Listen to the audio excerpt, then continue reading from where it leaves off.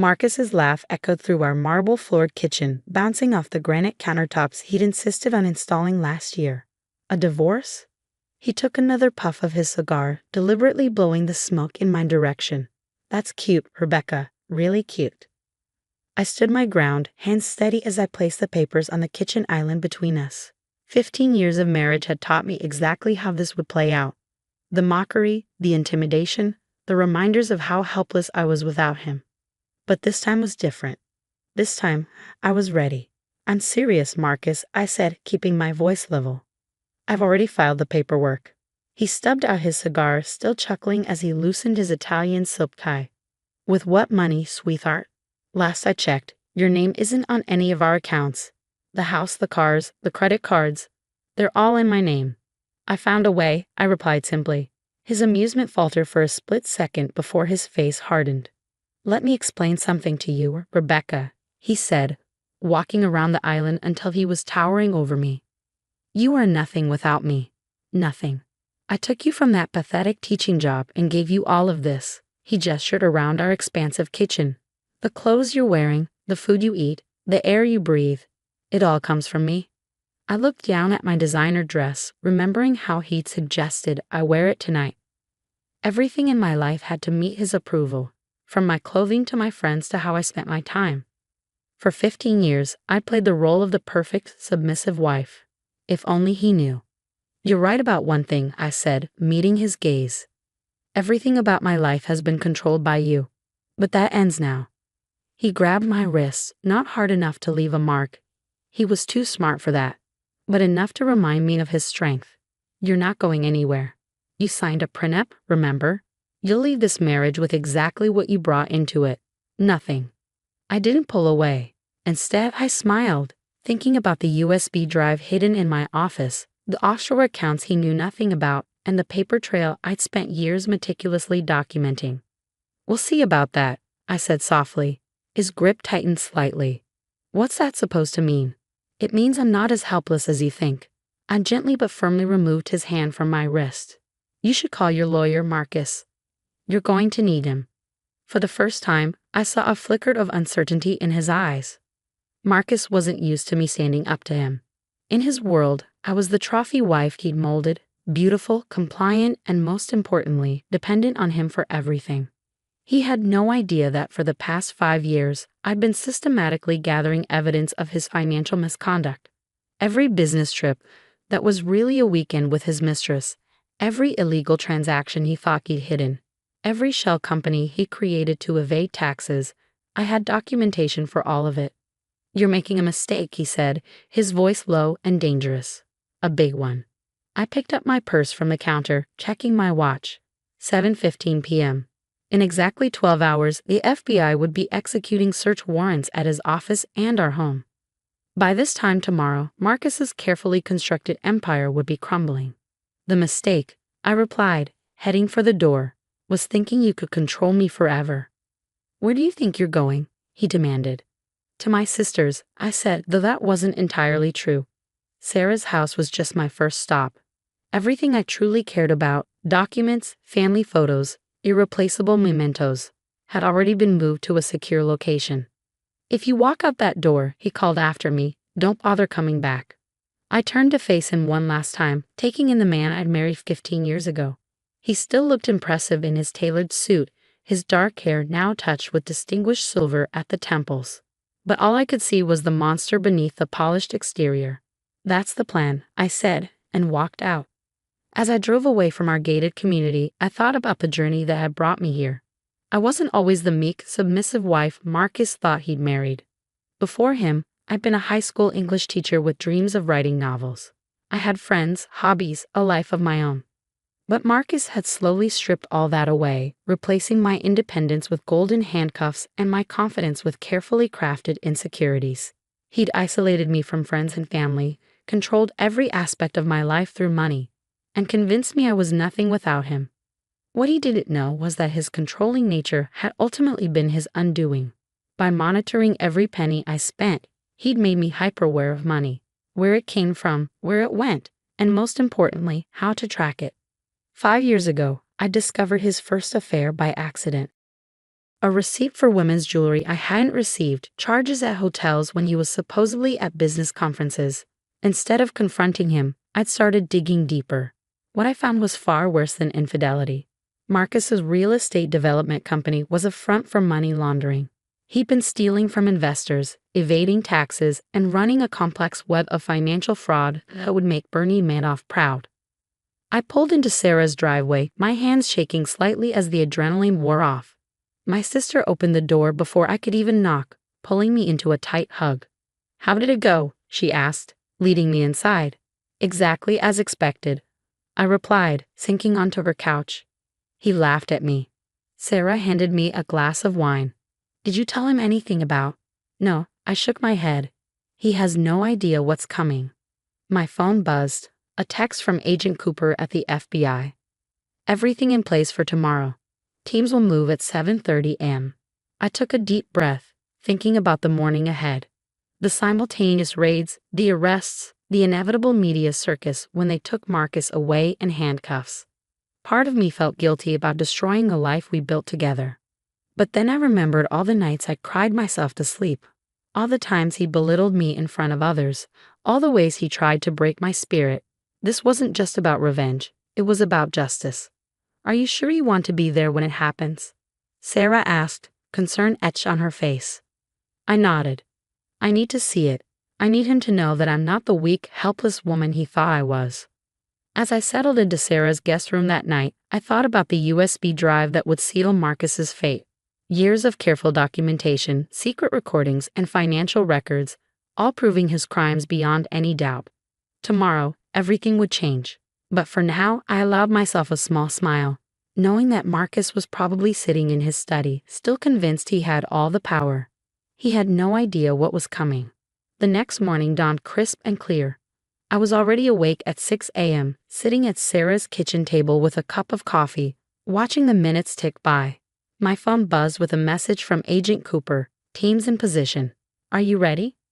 I took a deep breath and replied, "Yes." By 7 a.m., Sarah and I were parked a discreet distance from my house, watching as unmarked FBI vehicles began taking up strategic positions around the neighborhood. Marcus's silver Mercedes was still in the driveway. He usually left for work at 7:45. "You don't have to watch this," Sarah said softly. "Yes, I do." I checked my watch again. 7:15 a.m. Right on schedule, Marcus emerged from the house in his usual power suit, briefcase in hand. He was probably still congratulating himself on how he'd handled my little rebellion last night. I could almost hear his voice. "She'll come crawling back. She always does." At exactly 7:30, everything happened at once. FBI agents emerged from their vehicles, converging on the house. I watched as Marcus froze halfway to his car, his briefcase slipping from his fingers as agents surrounded him.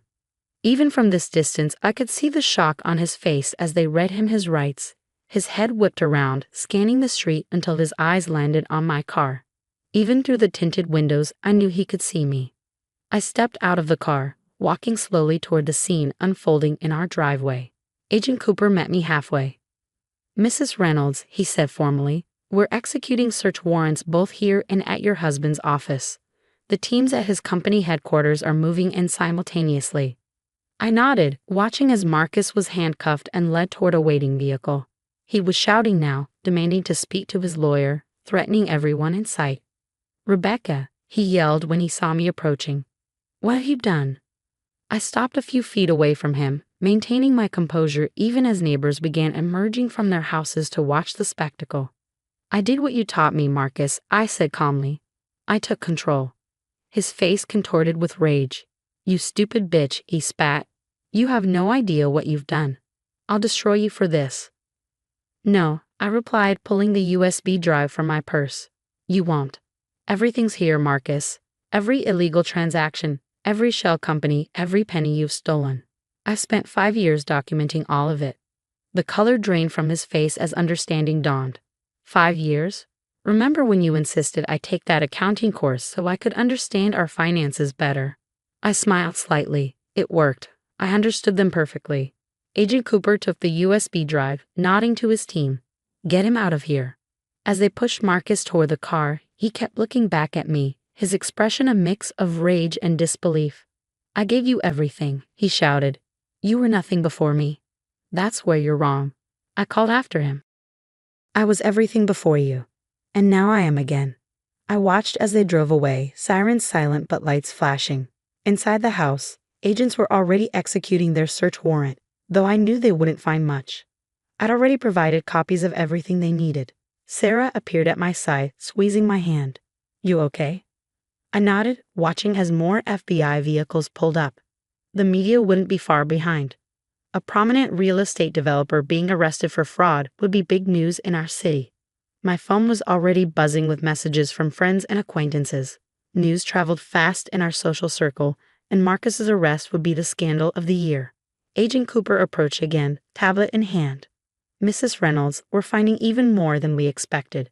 The fraud appears to extend beyond what you initially documented. Would you be willing to come down to the field office to make a formal statement?" "Of course," I replied, "but first there's something I need to do." I walked into the house, past the agents cataloging evidence, straight to Marcus's study.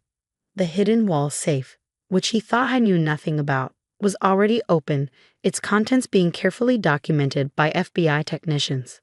"Mrs. Reynolds," one of them called out. "We found these." He held up a stack of folders, records of accounts I hadn't known about, proving the fraud went even deeper than I discovered. I wasn't surprised. Marcus had always been thorough in his deceptions, both financial and personal. But he'd made one crucial mistake. He'd underestimated me. For 5 years, I played the role of the perfect wife while secretly building my case. I learned everything about his business operations, traced every illegal transaction, and documented every lie. While he was out with his mistresses, I was photographing documents and making copies of hard drives. The hardest part hadn't been gathering the evidence, it had been maintaining the facade. Smiling at dinner parties while knowing about his crimes. Playing the devoted wife while planning his downfall.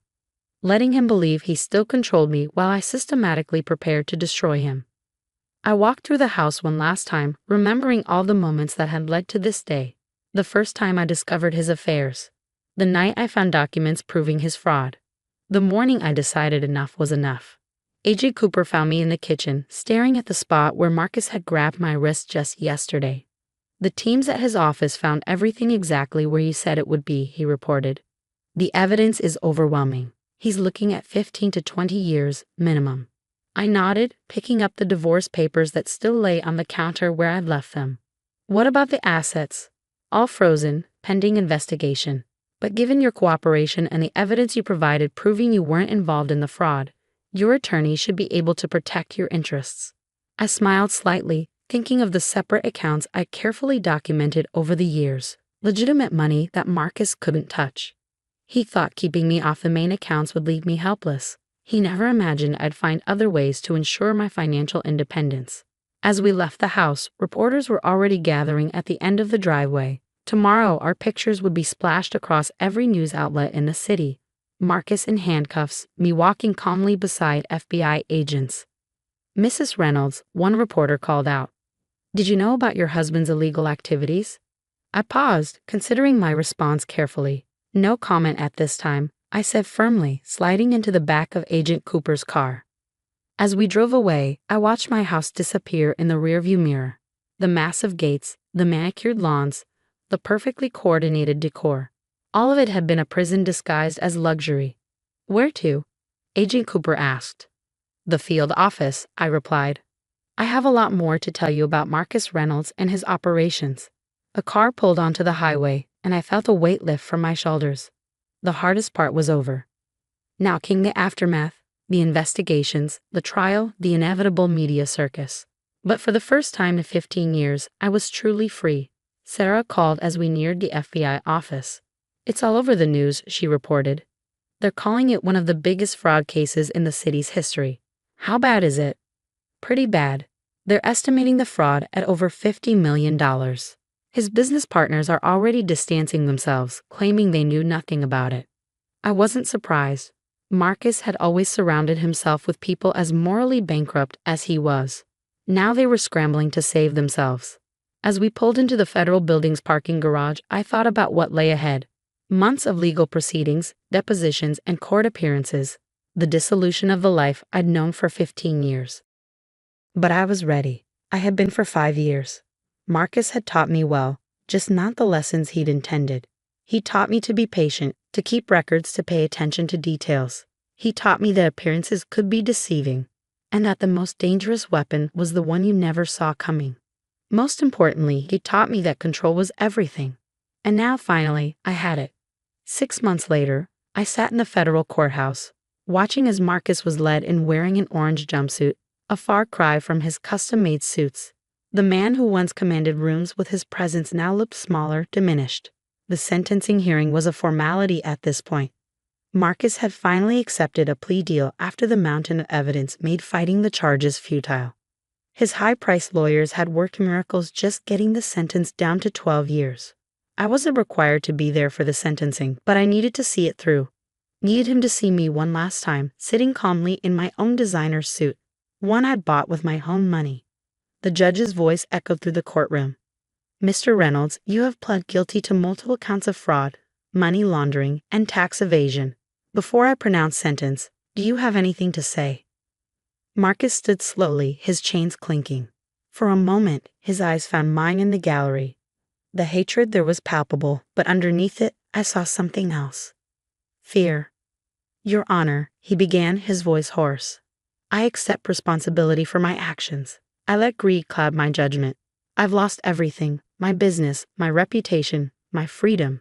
He paused, then added bitterly, "my wife." I kept my expression neutral, even as his words hit home. He still didn't get it, still saw himself as the victim, betrayed by the woman who should have stayed submissive and silent. The judge wasn't impressed. "Mr. Reynolds, you didn't lose anything. You threw it all away through your own criminal actions. The court sentences you to 12 years in federal prison, followed by 5 years of supervised release. You are also ordered to pay restitution in the amount of $47.3 million. The gavel's bang echoed through the courtroom. As they led Marcus away, he tried one last time to catch my eye. I deliberately looked away, gathering my belongings. Outside the courthouse, reporters were waiting. "Mrs. Reynolds, how do you feel about the sentence?" I paused, thinking carefully about my response. "Justice was served," I said simply. "That's all I have to say." Sarah was waiting in her car around the corner. "You okay?" she asked as I slid into the passenger seat. "Better than okay," I replied, feeling lighter than I had in years. We drove to the small house I'd bought with my settlement money, a modest but comfortable place that was completely mine. No marble floors or crystal chandeliers, but no golden handcuffs either. "Have you seen the latest?" Sarah asked, pulling out her phone. "They're calling you a hero. Apparently, other wives of corrupt executives are coming forward because of you." I shook my head, thinking about those women. I'm not a hero. I just refuse to be a victim anymore. That evening, as I sat on my back porch with a glass of wine, I opened the letter that had arrived earlier that day. It was from my old high school, where I'd taught English before meeting Marcus. "Dear Mrs. Reynolds," it read. "We would be honored if you would consider speaking to our senior class about financial literacy and standing up to abuse." I smiled, remembering the young teacher I'd been, full of dreams and independence before Marcus had systematically stripped them away. That woman wasn't gone. She'd just been waiting, gathering strength, preparing for the right moment to emerge. My phone buzzed with a text from Agent Cooper. "Thought you'd want to know. We're using your case as a training example for new agents. The way you documented everything was exceptional." I set down my wine glass, looking out at my small but beautiful garden. Tomorrow, I would start writing my book, not just about Marcus's crimes, but about the subtle way financial abuse traps women and how to fight back. The advance from the publisher was already in my account, not controlled by anyone else. The speaking invitations were piling up, and organizations wanted my insight on detecting financial fraud and empowering women. My phone buzzed again. Another message, this time from Marcus's mother. She'd been trying to reach me since his arrest, alternating between blaming me and begging me to help him. I deleted it without reading it. That part of my life was over. Later that night, as I prepared for bed, I caught my reflection in the mirror. The designer clothes and perfect makeup Marcus had insisted upon were gone, replaced by comfortable pajamas and my natural face. I looked younger somehow, lighter. I thought about the USB drive that had started it all, 5 years of careful documentation, secret recordings, and financial records. It hadn't just been about gathering evidence. It had been about reclaiming my power, piece by piece, day by day. Marcus had always said I was nothing without him. He'd spent 15 years trying to make me believe it. But in the end, he'd been wrong about everything. I wasn't nothing without him. I was everything I'd always been: strong, capable, resilient. And now, finally, I was free. As I drifted off to sleep, I thought about the young women I'd be speaking to at my old high school. I knew exactly what I wanted to tell them. Never let anyone convince you that you're powerless. Never accept abuse disguised as love. And most importantly, never underestimate your own strength. Because sometimes, the perfect revenge isn't about destroying someone else, it's about reclaiming yourself. Marcus would spend the next 12 years in federal prison. But I wouldn't waste another moment thinking about him. I had a new life to build, a story to tell, and a future that was entirely my own. The next morning, I woke up early, made my coffee just the way I liked it, and sat down at my computer to begin writing my book. The working title was already clear in my mind: The Perfect Wife's Revenge. How I took back my life and brought down a criminal empire. As my fingers touched the keyboard, I smiled. This was just the beginning of my story, and this time, I was the one in control.